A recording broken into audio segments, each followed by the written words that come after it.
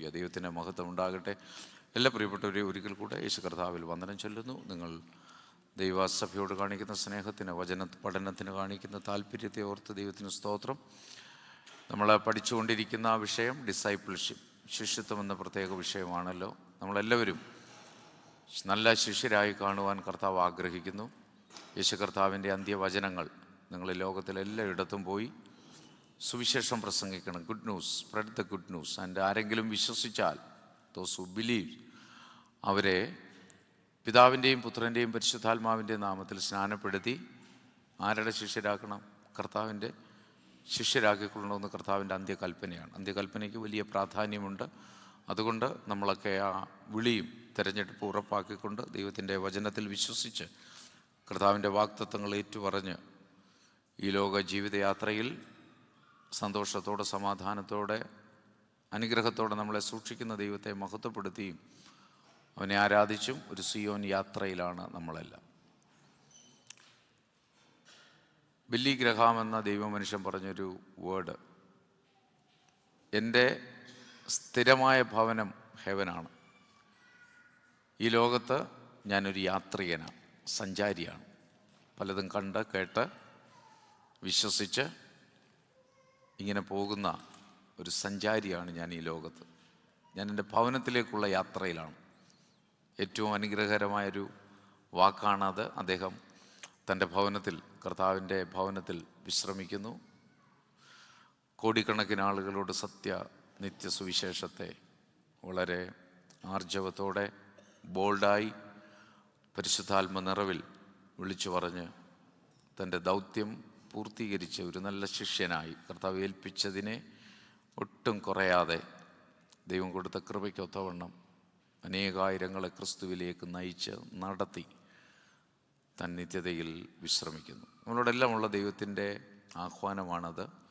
ഈ ലോകത്ത് നമ്മൾ ജീവിക്കുമ്പോൾ ദൈവം തന്ന ആ മിഷൻ, ആ ദൗത്യം നിർവഹിക്കുക എന്ന് മാത്രം.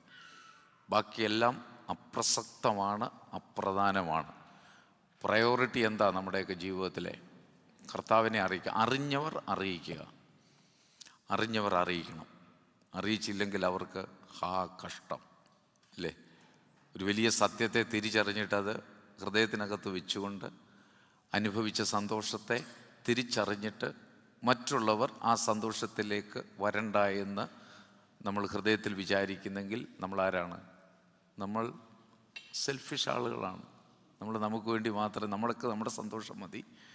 എന്നാൽ കോടിക്കണക്കിനായ ആളുകൾ, യോനയോട് ദൈവം പറഞ്ഞൊരു കാര്യമുണ്ട്. ഇടങ്കൈയും വലങ്കൈയും തിരിച്ചറിയാത്ത നിനവയിലെ ജനങ്ങളോട് എന്നെക്കുറിച്ച് പറയാൻ, മാനസാന്തരപ്പെടാനാണ് ഞാൻ നിന്നെ ആക്കിയിരിക്കുന്നത്. നിനക്കിഷ്ടമുള്ളതുപോലെ പറയാനല്ല, എൻ്റെ ഇഷ്ടം വിളിച്ചു പറയാനാണ് ഞാൻ നിന്നെ ആക്കിയിരിക്കുന്നത്. യോന പിണങ്ങിപ്പോയാൽ അങ്ങനെയൊന്നും വിടുന്ന ദൈവമല്ല. നമ്മുടെ മേൽ ദൈവത്തിൻ്റെ അഭിഷേക തൈലം വീണിട്ടുണ്ടെങ്കിൽ, if God pour out the anointing oil over you, ഒരിക്കലും നമുക്ക് മാറിപ്പോകാനൊക്കത്തില്ല. ദൈവം പിടിക്കും, എവിടെങ്കിലും ഇട്ട് പിടിക്കും ദൈവം. കാരണം നമ്മളെക്കുറിച്ചുള്ള ദൗത്യം നിർവഹിക്കണമെന്നാണ് കർത്താവിന് ആഗ്രഹം. നമ്മളെ കൊണ്ടല്ലാതെ വേറൊരാളിനെ ദൈവം ഏൽപ്പിച്ചിട്ടില്ല. That's why we are unique people in this world. നമ്മൾ യുണീക്കാണ്. ഒരാളിന് മറ്റൊരാളിന്, നിങ്ങൾ ശ്രദ്ധിക്കണം, ആരെയും ഈ ലോകത്ത് അനുകരിക്കാൻ പറ്റിയ ഒരാളുണ്ടെങ്കിൽ അത് യേശു കർത്താവാണ്. അതുകൊണ്ടാണ് പറയുന്നത് കർത്താവിനെ നോക്കി യാത്ര ചെയ്യണം. നമ്മൾ ഇമിറ്റേറ്റ് ചെയ്യാൻ ഒക്കെ ഒത്തിരി പേരെ അനുകരിക്കുന്നുണ്ട്, പക്ഷേ നല്ലതിനെ ഇമിറ്റേറ്റ് ചെയ്യണം. Good qualities, God fearing attitude,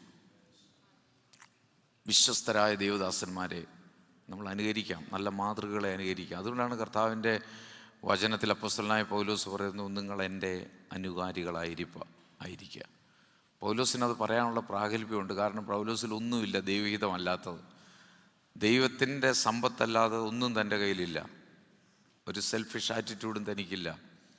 എന്ത് പറഞ്ഞാലും ക്രിസ്തുവിന് വേണ്ടി, ക്രിസ്തുവിൻ്റെ സ്ഥാനാവധി, വേറൊന്നും തൻ്റെ നാവിൽ നിന്ന് വരത്തില്ല. അതുകൊണ്ട് ധൈര്യമായിട്ട് പറയാം എൻ്റെ അനുകാരിയാകാൻ. കാരണം പൗലോസിൽ ക്രിസ്തുവാണ് ജീവിക്കുന്നത്.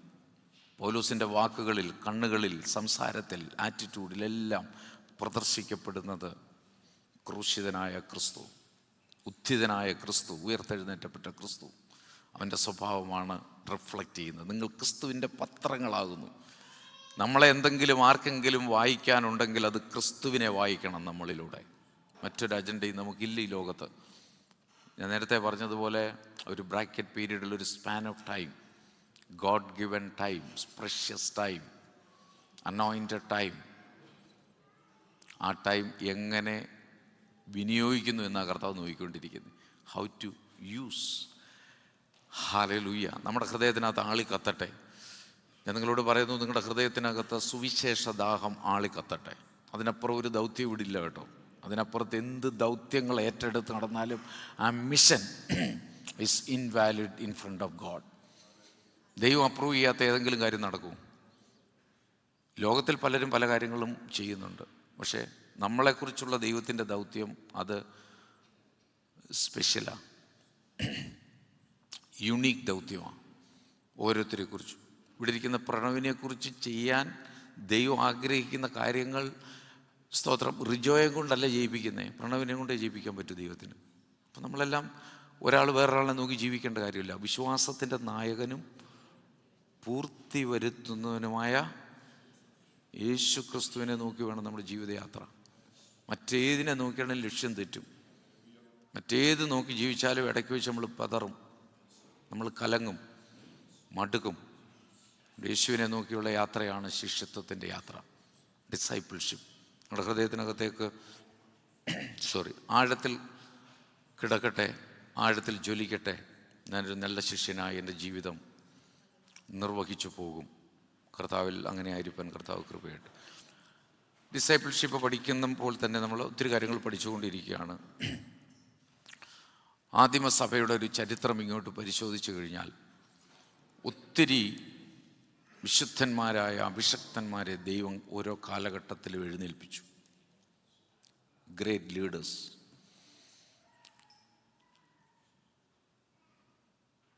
കുറച്ചുപേരെ ഞാനത് നോട്ടിഫൈ ചെയ്യുന്നു. ജോൺ വിക്ലിഫ് എന്ന് പറഞ്ഞൊരു ദേവദാസനെ 1320 മുതൽ 1384 വരെ ദൈവം തൻ്റെ ശുശ്രൂഷയെ ജ്വലിപ്പിച്ചു ലോകത്ത്.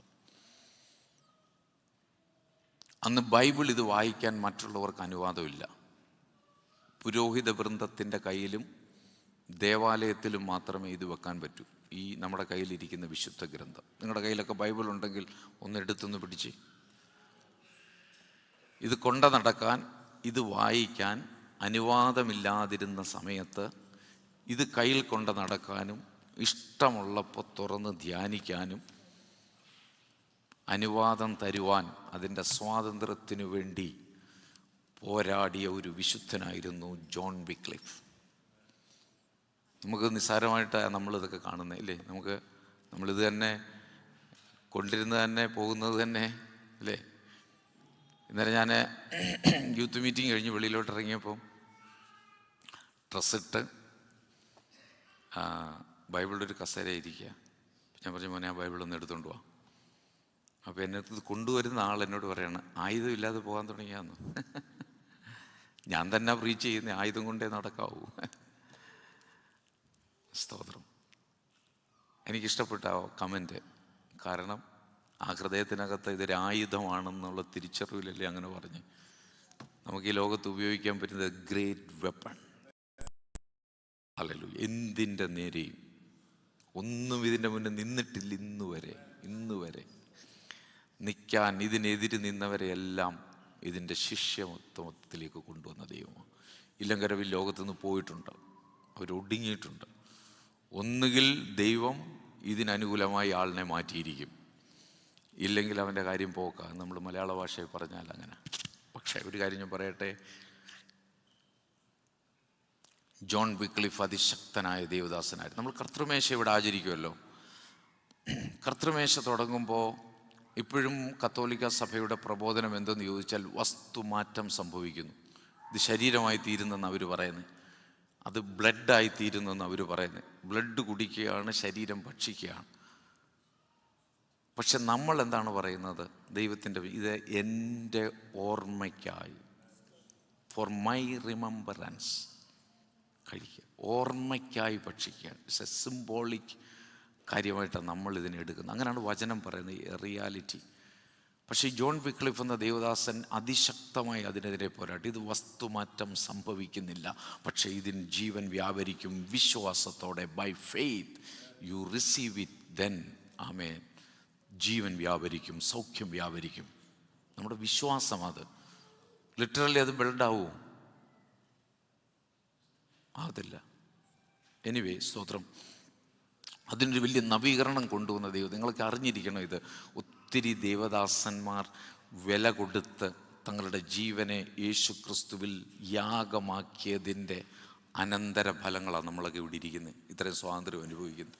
എത്ര പേർ ചിന്തിക്കും, നമ്മൾ ജനിച്ചു, നമുക്ക് നമ്മുടെ മാതാപിതാക്കൾ പറഞ്ഞു തന്നു, നമ്മളത് കേട്ടു, അനുസരിച്ചു, ഇതൊരു ഗ്രാൻഡഡാണ്, എനിക്ക് ആരാധനയ്ക്ക് പോയാലെന്താ, പോയില്ലെങ്കിൽ എന്താ, ചെറിയൊരു മുക്കിപ്പനി വരുമ്പം മുടക്കും, അല്ലെങ്കിൽ ചെറിയൊരു കാരണം കണ്ടുപിടിക്കും നമ്മൾ ആരാധന മുടക്കും. നമ്മുടെ കാര്യം ജനറലാണ് ഞാൻ പറഞ്ഞു, നമ്മുടെ സഭയിൽ ആരുമില്ല. പക്ഷേ ഇത് ഇങ്ങനെ ഒരു സ്വാതന്ത്ര്യത്തിലേക്ക് ഇതിനെ, ഈ വചനത്തെ സ്വതന്ത്രമായി വിളംബരം ചെയ്യാനും പ്രാർത്ഥിക്കാനും ഒക്കെ അവകാശങ്ങൾ നമുക്ക് ലഭിച്ച നമ്മുടെ പൂർവികന്മാരായ വിശുദ്ധരായ പിതാക്കന്മാരുടെ ത്യാഗത്തെ എത്ര പേരോർക്കും? എത്ര പേരോർക്കും? ഇവൻ തന്നെ തലമുറകൾ അനുഭവിക്കുന്ന എല്ലാ നന്മകളും മാതാപിതാക്കളുടെ കണ്ണുനീരാന്ന് എത്ര പേർ ഓർക്കും? അവരുടെ ത്യാഗമാണെന്ന് എത്ര പേർ ഓർക്കും? അവർ വില കൊടുത്തതിൻ്റെ ബാക്കി പത്രമാണ് നമ്മളെന്ന് എത്ര പേർ ഓർക്കും? ഓർമ്മയെങ്കിലും വേണം. അതൊരു നന്ദി പ്രകടനമാണ് ദൈവത്തിന്. കർത്താവേ, ഒത്തിരി വിശുദ്ധന്മാർ വില കൊടുത്ത ഒരു യാഗഭൂമിയിലാണ് ഞാൻ നിൽക്കുന്നത്. ഒത്തിരി വിശുദ്ധന്മാർ തങ്ങളുടെ ജീവനത്തെ അർപ്പിച്ച, രക്തം ചീന്തിയ രക്തസാക്ഷികളായ ഒരു വിശുദ്ധ ഭൂമിയിൽ എന്നെയും നിർത്തുവാൻ ദൈവത്തിന് കൃപ തോന്നിയതിനായി സ്തോത്രം. സ്തോത്രം പറയണം ഇതിന്. ദൈവത്തിന് മഹത്വം. ഹല്ലേലൂയ. മാർട്ടിൻ ലൂതർ 1483 മുതൽ 1546 വരെ നവോത്ഥാനത്തിനു വേണ്ടി പ്രൊട്ടസ്റ്റൻ്റ് റവല്യൂഷൻ. നമ്മളൊക്കെ പ്രൊട്ടസ്റ്റൻ്റുകാരെന്നാ പറഞ്ഞത്. എന്തോ പ്രൊട്ടസ്റ്റൻ്റ് എന്ന് പറഞ്ഞാൽ പ്രൊട്ടസ്റ്റ് ചെയ്താൽ ചിലതിനെതിരെ, നെഗറ്റീവ് വാക്കായിട്ട് നമുക്ക് വേണമെങ്കിൽ എടുക്കാതെ അല്ലേ, യുദ്ധം ചെയ്ത് നേടി. അപ്പം ചിലതൊക്കെ പ്രൊട്ടസ്റ്റ് ചെയ്ത് നേടിയെടുത്തതിനെ തിരിച്ചു കൊണ്ടുവന്ന് അവിടെ കൊണ്ടുവന്ന് തിരിച്ചു കെട്ടുക എന്ന് പറയുന്നത് എന്ത് അപമാനമുള്ള കാര്യമാണ്. പൊരുതി നേടിയതാണ്, പ്രാർത്ഥിച്ച് നേടിയതാണ്, ഉപവസിച്ച് നേടിയതാണ്, വില കൊടുത്ത് നേടിയതാണ്. യൂറോപ്പിലാകമാനം ദൈവത്തിൻ്റെ വചനത്തെ പ്രസരണം ചെയ്തൊരു ദൈവദാസനാണ്. സന്യാസി പുരോഹിതനായിരുന്നു താൻ. അന്നൊരു ചീട്ടുണ്ടായിരുന്നു, പാപമോചന ചീട്ടെന്ന് പറയും. നിങ്ങൾക്ക് പലർക്കും അറിയാമെന്ന് തോന്നില്ല. ഒരാളൊരു പാപം ചെയ്താൽ, ശ്രദ്ധിക്കുക, ഒരാളൊരു പാപം ചെയ്താൽ ദേവാലയത്തിൽ ചെന്നിട്ട് ഏത് സൈസ് പാപമാണെന്നുള്ളത് ജനറലൈസ് ചെയ്തിട്ട് ഓരോന്നിനും ഓരോ ചീട്ടുണ്ട്. ആ ചീട്ടിനകത്ത് ഇന്ന പാപമെന്ന് എഴുതി, എന്നിട്ട് അതിന് പൈസ കൊടുക്കണം. ഓരോന്നിനും വാല്യൂ ഉണ്ട്, ഇത്ര $10, $20. അത് കൊടുത്ത ചീട്ട് വാങ്ങിച്ചിട്ട് പണ്ടാരത്തിൽ കൊണ്ടുവന്നിട്ടിട്ട് മുട്ടുകുത്തി ഒരു മെഴുതിരി കത്തിച്ചാൽ ആ പാവം തീർന്നു. എന്ത് കാര്യമാണ്? എന്നിട്ട് വീണ്ടും പോയി അടുത്ത ദിവസം വേറെ പാവം ചെയ്തിട്ട് വീണ്ടും ചീട്ട് എഴുതിച്ച് പാപമോചന ചീട്ട്. ഇതിനെതിരെ അതിശക്തമായി പോരാടിയ ദൈവദാസനാണ് മാർട്ടിൻ ലൂതർ കിങ്. ഒരു ചീട്ടിനും നിൻ്റെ പാപത്തെ മോചിക്കാൻ ഒക്കത്തില്ല. ഒരു പൈസ കൊടുത്ത് ചീട്ട് വാങ്ങിച്ച് ഭണ്ഡാരത്തിലിട്ടാലും നിൻ്റെ പാപം മോചിക്കപ്പെടത്തില്ല. നിൻ്റെ പാപം മോചിക്കപ്പെടണമെങ്കിൽ യേശു ക്രിസ്തുവിൻ്റെ പുണ്യാഹവും പരിശുദ്ധവുമായ രക്തത്താൽ കഴുകപ്പെടാതെ നിൻ്റെ പാപത്തിന് മോചനമില്ല. വിശ്വസിക്കാത്തവന് പാപമോചനമില്ല. ആ തിരുവെഴുത്തിൻ്റെ സത്യത്തെ തിരിച്ചറിഞ്ഞവൻ, സന്യാസി പുരോഹിതൻ, ചാടി എഴുന്നേറ്റു.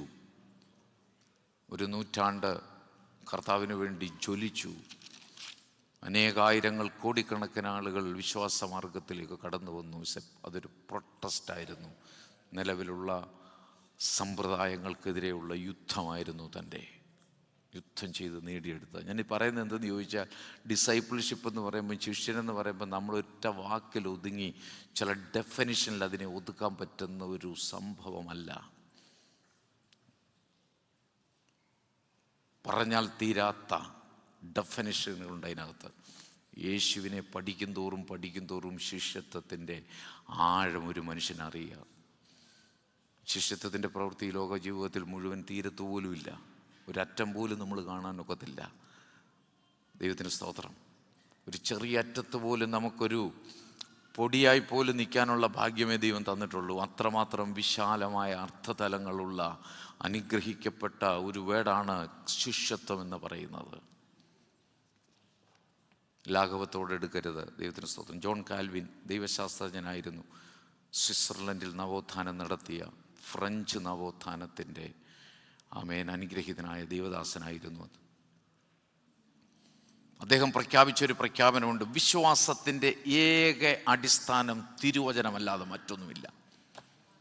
പള്ളിയല്ല, പട്ടക്കാരനല്ല, പാസ്റ്ററല്ല, ബിഷപ്പല്ല, അല്ലെങ്കിൽ ഡിനോമിനേഷൻ അല്ല. ഉള്ളി 66 ബുക്സ്. ശരിയല്ലേ? തെറ്റായിട്ടൊന്നും ഞാൻ പഠിപ്പിക്കാൻ ആഗ്രഹിക്കുന്നില്ല. അത് റിസർച്ച് ചെയ്ത് പഠിച്ച് ഞാനിവിടെ പഠിച്ചിട്ടാണ് പഠിപ്പിക്കുന്നല്ലേ. അദ്ദേഹം പറഞ്ഞു, വിശ്വാസത്തിൻ്റെ അടിസ്ഥാനം വിശുദ്ധ തിരുവെഴുത്ത് മാത്രമാണ്. അഭിമാനത്തോട് ഉയർത്തിപ്പിടിക്കണം ഇത്. എല്ലാവരും കാണുക ഉയർത്തിപ്പിടിക്കണം ഇത്. ഉയർത്തിപ്പിടിക്കുക മാത്രമല്ല, ഇത് ഹൃദയത്തിൻ്റെ പലകയിൽ എഴുതി വെക്കണം ഓരോ വാക്യങ്ങളും.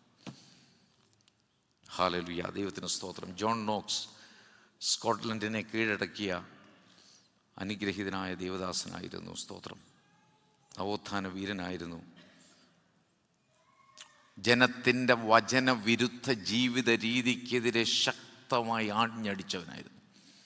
ഇങ്ങനെ പോയാൽ നരകമാണ്, ഇവിടെ തന്നെ നിനക്ക് നരകം ഉണ്ടാവും. അതിൻ്റെ കണ്ടിന്യൂഷനാണ് പിന്നീട് വരുന്ന വലിയ ദുരന്തം. ജീവിതം, വിശുദ്ധ ജീവിതത്തിന് വേണ്ടി വചനവിരുദ്ധ ജീവിത രീതിക്കെതിരെ ശക്തമായി പോരാടിയ ദേവദാസനായിരുന്നു John Knox. John Wesley Methodist സഭയുടെ സ്ഥാപകനായിരുന്നു. 19-ാം നൂറ്റാണ്ടിൽ സുവിശേഷ ഉണർവ് യോഗ പ്രസംഗകൻ. ദൈവത്തിന് സ്തോത്രം. ഈ വേദപുസ്തകം എടുത്തുകൊണ്ട് രക്ഷ എന്താണെന്നും മാനസാന്തരം എന്താണെന്നും ലോകത്തോട് ശക്തമായി വിളിച്ചു പറഞ്ഞ ദേവദാസനായിരുന്നു ജോൺ വെസ്ലി. വില്യം കേറി ഇന്ത്യയുടെ ആധുനിക മിഷണറി പ്രസ്ഥാനത്തിൻ്റെ ഉപജ്ഞാതാവ്, ബാപ്റ്റിസ്റ്റ് വൈദികനായിരുന്നു. 1793 ഇന്ത്യ വന്ന എത്ര വർഷത്തിന് മുമ്പാണെന്നറിയോ? സുവിശേഷ ദാഹമായിട്ട് നമ്മൾ അവിടെ നിന്ന് ഇങ്ങോട്ട് വന്നിരിക്കുക. ഇപ്പം ഇവിടുന്ന് അമേരിക്കൻ ഐക്യനാടുകളിൽ നിന്ന്, ബ്രിട്ടനിൽ നിന്ന്, സ്വിറ്റ്സർലൻഡിൽ നിന്ന്, ഫ്രാൻസിൽ നിന്ന് സുവിശേഷവുമായി ഇന്ത്യയിലേക്ക് എത്തി അവിടെ സുവിശേഷം കേട്ട് വിശ്വസിച്ച് രക്ഷിക്കപ്പെട്ട് ദൈവസന്നിധിയിൽ വന്നവരെ ദൈവം ഇപ്പോൾ ഇവിടെ സുവിശേഷകരും ഇവാഞ്ചലിസ്റ്റുകളും കുറഞ്ഞു വന്നപ്പോൾ ദൈവം അവിടുന്ന് ആളുകളെ ഇങ്ങോട്ട് റിക്രൂട്ട് ചെയ്തു. ഇങ്ങോട്ട് റിക്രൂട്ട് ചെയ്തവരെന്തോ ചെയ്ത് ദൈവത്തിൻ്റെ ഉദ്ദേശമാണ്. കാനഡയിലോട്ട് വിട്ടിരിക്കുക. കാനഡയെ സുവിശേഷീകരിക്കാൻ വിട്ടിരിക്കുക. ഇങ്ങോട്ട് കാനഡയെ ശിഷ്യത്വത്തിൻ്റെ പാഠങ്ങൾ പഠിപ്പിക്കാൻ വിട്ടിരിക്കുക. ഒരു കാലത്ത് ഇവർ വന്ന് നമ്മളെ സുവിശേഷത്തിൽ ക്രിസ്തുവിൽ ജനിപ്പിച്ചു. നമ്മളത് കേട്ടു, വിശ്വസിച്ചു. 3-4 തലമുറകളായി. നമ്മളെ അവിടെ നിന്ന് ദൈവം പ്രത്യേക ദൗത്യത്തോടുകൂടി, കാനഡയിലെ ഇന്ത്യയുടെ സാഹചര്യം അനുസരിച്ച് വളരെ മോശമായ സാഹചര്യമാണ്, ജീവിക്കാൻ പറ്റത്തില്ല. അതുകൊണ്ട് കുടിയേറാം. ഇവിടെ നല്ല ജീവിത സാഹചര്യമുണ്ട്, പഠിക്കാനുള്ള സാഹചര്യമുണ്ട്, ജീവിക്കാനുള്ള മാർഗമുണ്ട്, നല്ല വീടുകളൊക്കെ പാർത്ത് ഇവിടെ താമസിക്കണം. അപ്പോൾ ദൈവത്തിൻ്റെ വചനം പറയുന്നു, നീ നല്ല വീടുകളിൽ പാർക്കുമ്പോൾ, നല്ല മുന്തിരിത്തോട്ടങ്ങൾ, നീ കായ്ഫലങ്ങൾ തിന്നുമ്പോൾ, നിനക്ക് നല്ലത് തട്ടിട്ട വീടുകളിൽ നീ പാർക്കുമ്പോൾ, നിന്നെ കൊണ്ടുവന്ന, നിന്നെ ഇവിടെ കയച്ച, നിനക്ക് ദൗത്യം തന്ന, നിനക്ക് മിഷൻ തന്ന, നിനക്ക് വിഷൻ തന്ന, ഇതിനകത്ത് നിന്നെ ജനിപ്പിച്ച ദൈവത്തെ മറക്കാതിരിക്കാൻ നീ സൂക്ഷിച്ചു കൊള്ളണം. വാണി.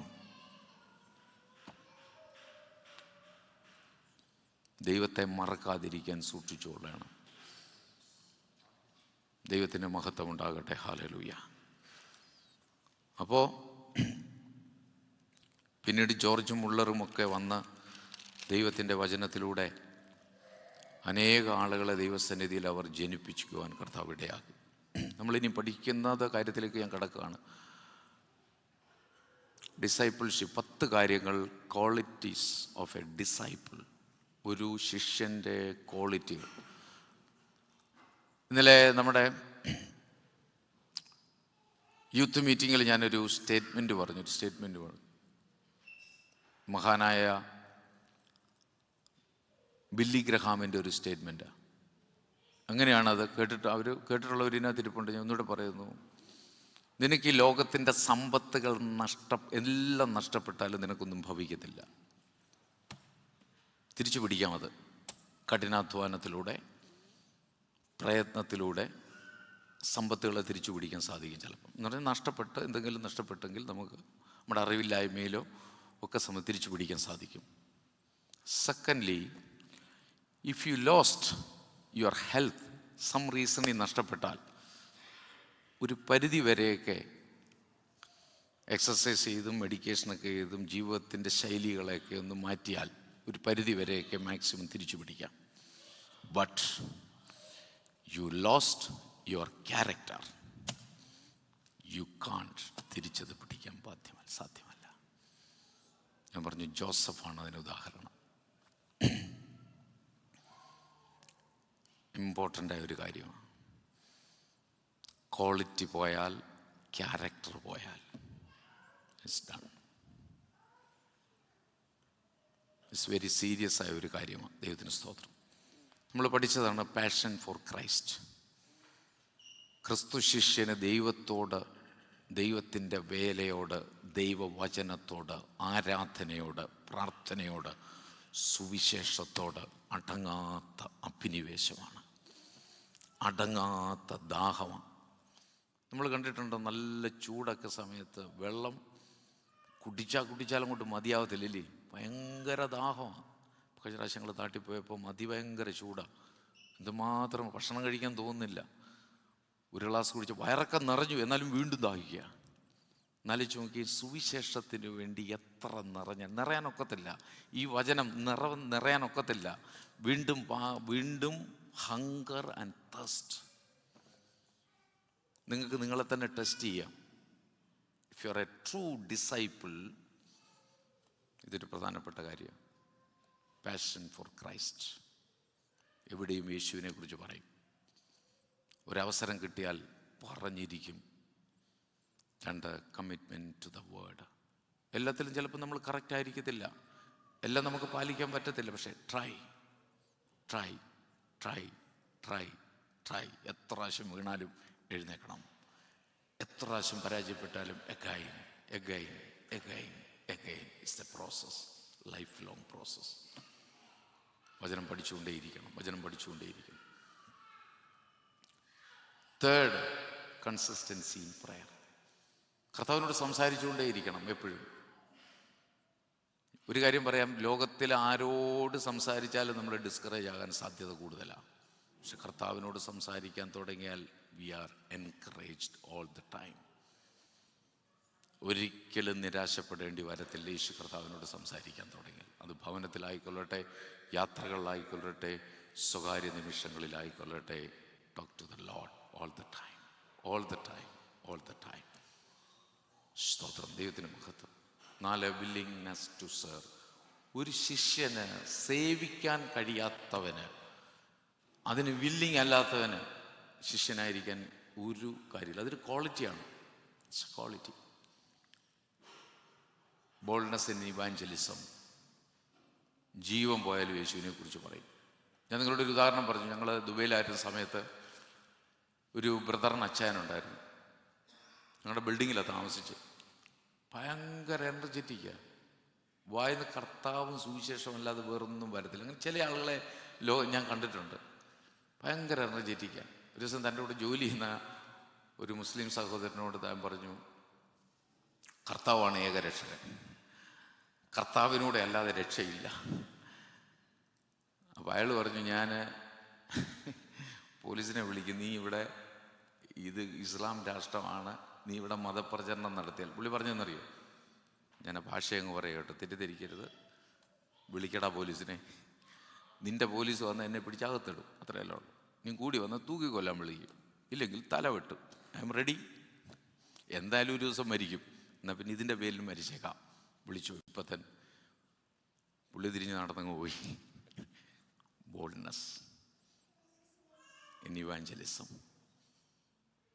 അത്രമാത്രം സുവിശേഷം അകത്തുണ്ട്. കത്തി ജ്വലിക്കുക, എലിപ്പം കിടക്കാൻ തയ്യാറാ. തല വെട്ടുന്ന തല വെട്ടിക്കോട്ടെ.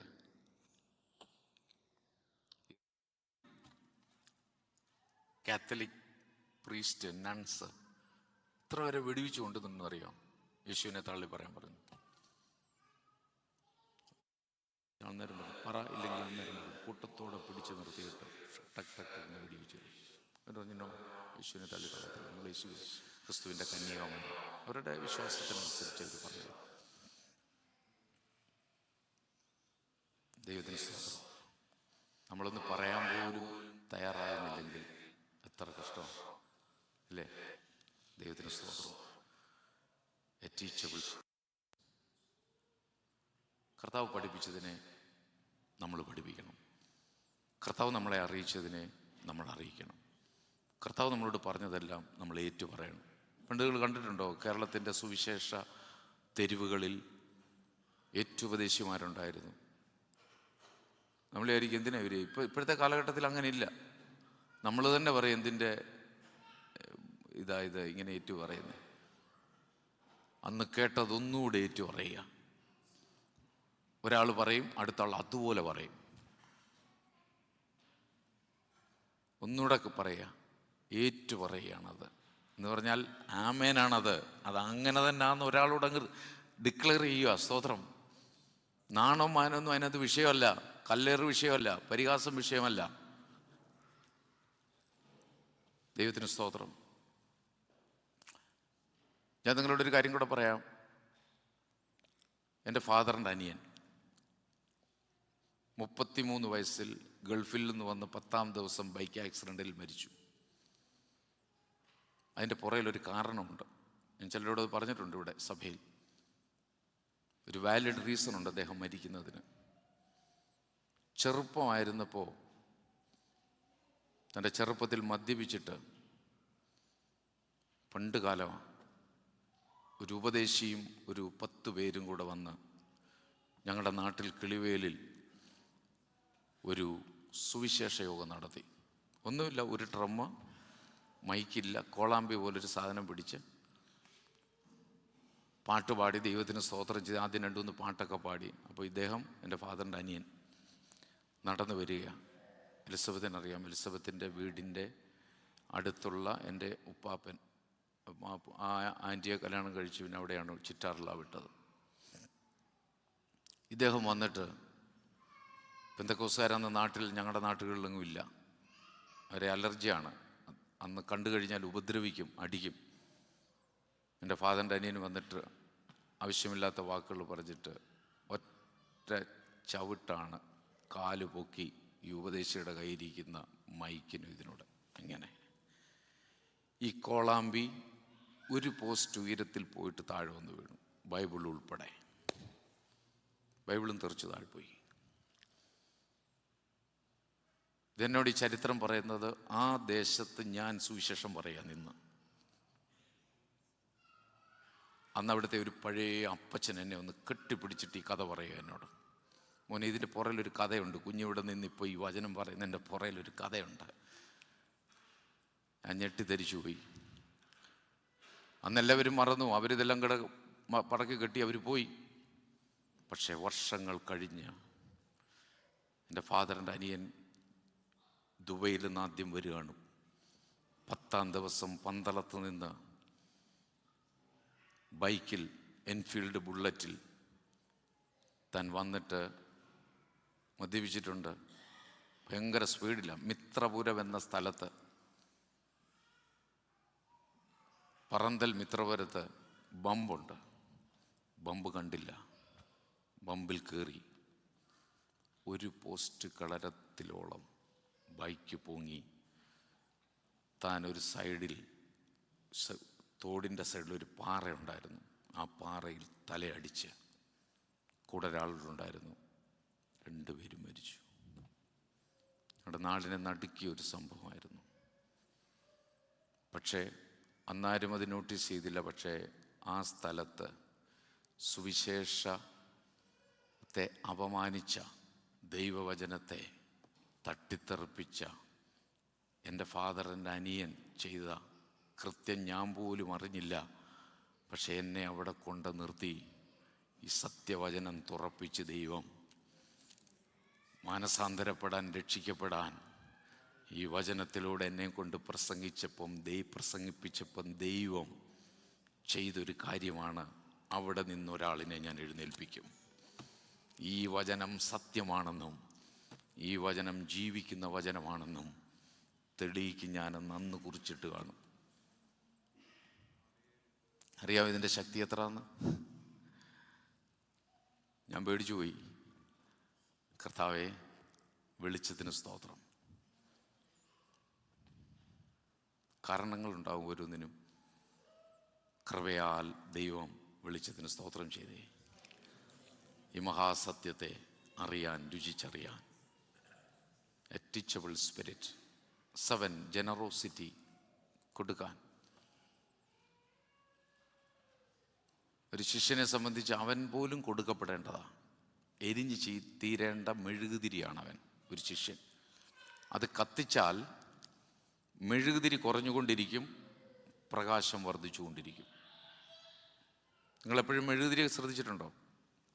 കത്തിച്ചു വെച്ചാൽ കുറേ കഴിയുമ്പോഴത്തേക്ക് എന്താ ഇല്ലാതാകുന്നേ? പ്രകാശം. ഇരുട്ടിൻ്റെ മണ്ഡലത്തിൽ തിരി കത്തി ഇരുട്ട് മാറി അവിടെ പ്രകാശമാകും. പക്ഷേ അവിടെ ഒരു പ്രോസസ്സ് വേറെ നടക്കും. മെഴുകുതിരി കുറഞ്ഞുകൊണ്ടിരിക്കും, അവസാനം ഇല്ലാതെയാകും. അതുവരെയും പ്രകാശമുണ്ടാകും ഇരുട്ടിൻ്റെ മണ്ഡലത്തിൽ. ഒരു സുവിശേഷകൻ, ഒരു ശിഷ്യൻ എരിഞ്ഞ് തീരുന്ന മെഴുകുതിരിയാണ്. അത് മനസ്സിൽ വെച്ചുകൊണ്ട് വേണം കർത്താവിൻ്റെ സുവിശേഷത്തിന് ഇറങ്ങാൻ. വർദ്ധിക്കുന്ന പരിപാടിയല്ലിത്, കൂട്ടിവെക്കാനുള്ളൊരു പരിപാടിയല്ലിത്. സ്വയം എരിഞ്ഞടങ്ങുന്ന സംഭവമായത്. ജഡം നഷ്ടപ്പെട്ടു പോകുന്ന ആത്മശക്തി അതിലൂടെ വെളിപ്പെടുന്ന ദൈവശക്തി വ്യാപരിക്കുന്ന അത്ഭുതകരമായ മാർഗമാണ് സുവിശേഷത്തിൻ്റെ മാർഗം. തിരിച്ചറിയുന്നവർക്കായി സ്തോത്രം. ഗൗരവം തിരിച്ചറിയുന്നവർക്കായി സ്തോത്രം. കർത്താവിന് മഹത്വം ഉണ്ടാകട്ടെ. സ്തോത്രം. 8 പെർസീവറൻസ്. അതിൻ്റെ അർത്ഥം സ്ഥിരോത്സാഹം, നിരന്തര പ്രയത്നം, അക്ഷീണ പരിശ്രമം. എന്നിട്ട് ഞാൻ പറയുന്നു, എന്താണ് ഈ ഇംഗ്ലീഷ് വാക്കിൻ്റെ അർത്ഥം? ഒരു ശിഷ്യനെ സംബന്ധിച്ച് അവൻ സ്ഥിരോത്സാഹിയായിരിക്കണം. മടുപ്പ് വരുമ്പോൾ ആരെയും കൊണ്ടെങ്കിലും നമ്മളെ എനർജി നമ്മളിലേക്ക് വ്യാപരിപ്പിക്കാൻ, അഭിഷേകം വ്യാപരിപ്പിക്കാൻ കർത്താവ് നമുക്ക് കൃപ തരും. നിരാശപ്പെടും. നിരാശയിൽ ആരെയെങ്കിലും ദൈവം തട്ടി ഉണർത്തിയിട്ട് എഴുന്നേക്കാൻ പറയും. ഏലിയാവ് പോയി ഇങ്ങനെ ഇരുന്നു, തലയെല്ലാം കുനിച്ച്, എനിക്കിനിയും വയ്യ, എന്നെ അങ്ങ് എടുത്താൽ മതി, ഞാൻ മടുത്തു. നാളെ ഇസബേൽ തട്ടിക്കളയും, ആഹാബ് തട്ടിക്കളയും. ലോകത്തിൽ ഒരു രാജ്യത്തെ വിറപ്പിച്ച പ്രവാചകനാ, കിടുങ്ങിയ രാജ്യം തൻ്റെ പ്രവചനത്താൽ പ്രവചിച്ചിട്ട് ദൈവം പറഞ്ഞു, പോയി അവിടെ മറഞ്ഞുവിട്ടിരുന്നോളാൻ പറഞ്ഞു കുറച്ച് സമയം. പ്രിയപ്പെട്ടവരെ, നമുക്ക് ചില സീസണുകളുണ്ട്. ചിലയിടത്ത് അടങ്ങിയിരിക്കാൻ ദൈവം പറഞ്ഞാൽ അടങ്ങിയിരിക്കണം, എഴുന്നേക്കാൻ പറഞ്ഞാൽ എഴുന്നേക്കണം. ദൈവത്തിൻ്റെ പദ്ധതിയാണ്. സ്ഥിരോത്സാഹിയായിരിക്കണം സുവിശേഷകൻ, ശിഷ്യൻ. ഉത്സാഹമില്ലാത്തവന് ഇത് ചെയ്യാനൊക്കത്തില്ല, ഇട്ടിട്ട് പോകും. ദൈവത്തിന് സ്തോത്രം. അതൊരു ക്വാളിറ്റിയാണ്. ഉത്സാഹിയായിരിക്കും, എപ്പോഴും ഉത്സാഹത്തോടെ നടക്കുക. കർത്താവിൻ്റെ വേല, കർത്താവിൻ്റെ സുവിശേഷം, കർത്താവിൻ്റെ ആരാധന, പ്രാർത്ഥന, എല്ലാത്തിനും ഭയങ്കര ആവേശമാണ്. ചിലർ നിങ്ങൾ കണ്ടിട്ടുണ്ടോ, നിങ്ങൾ നോട്ടീസ് ചെയ്തിട്ടുണ്ടോ? എല്ലാത്തിനും ഭയങ്കര ആവേശമാണ്. അവരുടെ ജീവിതത്തിൽ എത്ര വലിയ കൊടുങ്കാറ്റടിച്ചെന്ന് പറഞ്ഞാലും, എത്ര വലിയ പ്രശ്നമുണ്ടെന്ന് പറഞ്ഞാലും, കർത്താവ് എന്ന് പറയുമ്പോൾ ഒരു ചാടി എഴുന്നേക്കും. വചനം എന്ന് പറയുമ്പോൾ അവർക്ക് ഭയങ്കര ഉത്സാഹമാണ്. ദൈവവേല എന്ന് പറയുന്നവർക്ക് അങ്ങനെയുള്ള ആളുകളെ നിങ്ങൾ നോട്ടീസ് ചെയ്തിട്ടുണ്ട്. ശിഷ്യരാണ്, അവർക്ക് യഥാർത്ഥ ശിഷ്യരാണ്. ക്വാളിറ്റി അവരുടെ. പിന്നെ ഷാജി പാസ്റ്ററിനോട് പറഞ്ഞു ഭയങ്കര പ്രശ്നമായിട്ട് എങ്ങും പോകരുതെന്ന് മക്കളെല്ലാം പറഞ്ഞു വീട്ടിലിരുന്നോളാൻ. അദ്ദേഹം കൺവെൻഷന് പ്രസംഗിക്കാൻ തുടങ്ങി. വീട്ടിലെങ്ങനെ ഇരിക്കുന്നത്? വീട്ടിലിറങ്ങിയാൽ പെട്ടെന്ന് കാര്യങ്ങൾ ഇതായിപ്പോവും. തൻ്റെ എനർജി എല്ലാം നഷ്ടപ്പെട്ടു പോകും. വിളിച്ചിരിക്കുന്ന വിളിക്ക് യോഗ്യമായിട്ട്. അപ്പോൾ ആരോഗ്യമല്ല വിഷയം. പോയാൽ പോയി, ദൈവം വിളിച്ചതിനെ അവസാനം വരെ ചെയ്യുക. എന്താണ് ദൗത്യം, എന്താണെന്ന്, വിഷനും മിഷനും എന്താണെന്ന് ഹൃദയത്തിനകത്ത് കത്തുന്നവർക്ക് അനങ്ങ വെറുതെ എവിടെങ്ങും ഒരു മിനിറ്റ് ഇരിക്കാനൊക്കത്തില്ല അവർക്ക്. അവരുടെ വിഷൻ അവർ കത്തിക്കൊണ്ടിരിക്കുക. ദൈവം ഏൽപ്പിച്ചിരിക്കുന്ന മിഷനെ പൂർത്തീകരിക്കുക എന്നുള്ളൊരൊറ്റ ദൗത്യമുള്ളൂ. അത് കഴിയാൻ സ്ഥലം വിടുക. നാട്ടിൽ പറയത്തില്ല, അവിടെ എവിടെയെല്ലാം കറങ്ങി അലിഞ്ഞ് ഇരിഞ്ഞ് നടക്കാനല്ല ദൈവം നമ്മളെ വിളിച്ചിരിക്കുന്നത്.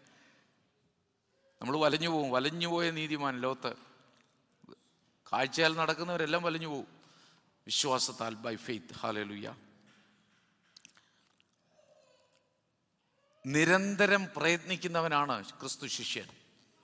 തോറ്റുകൊടുക്കാൻ അവന് മനസ്സ് വരത്തില്ല. കാരണം ജയാളിയുടെ കൂടെ യാത്ര. തോക്കാൻ മനസ്സില്ല, തോക്കത്തില്ല. കാരണം ജയിച്ചവൻ്റെ കൂടെയുള്ള യാത്ര നിരന്തരമായി ചെയ്യുന്ന അത്ഭുതകരമായ അതിശയകരമായ യാത്രയാണ് ശിഷ്യത്വത്തിൻ്റെ യാത്ര. ഇവിടം കൊണ്ട് തീരുന്ന യാത്രയല്ല, ഫുൾ സ്റ്റോപ്പ് ഇടാൻ പറ്റുന്ന പ്രവൃത്തിയുമല്ല.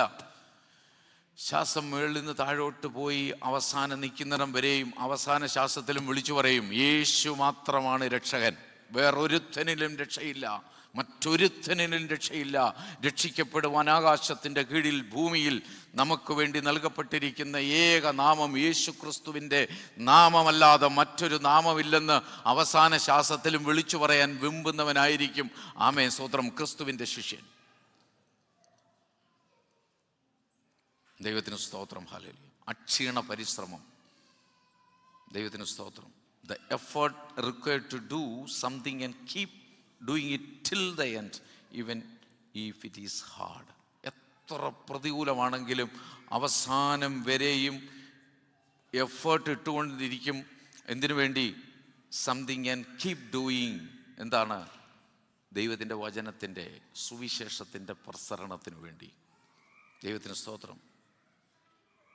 It means being hardworking and finishing what is started despite barriers and obstacles that arise.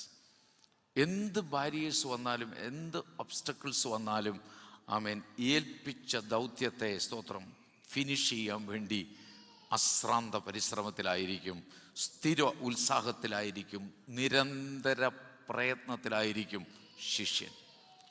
പിന്മാറത്തില്ല. പൗലോസ് റോമർക്ക് എഴുതുവാണ്, അതിശക്തമായി റോമർക്ക് ലേഖനം എഴുതുകയാണ്. റോമാലേഖനം 5:3-4. Progression from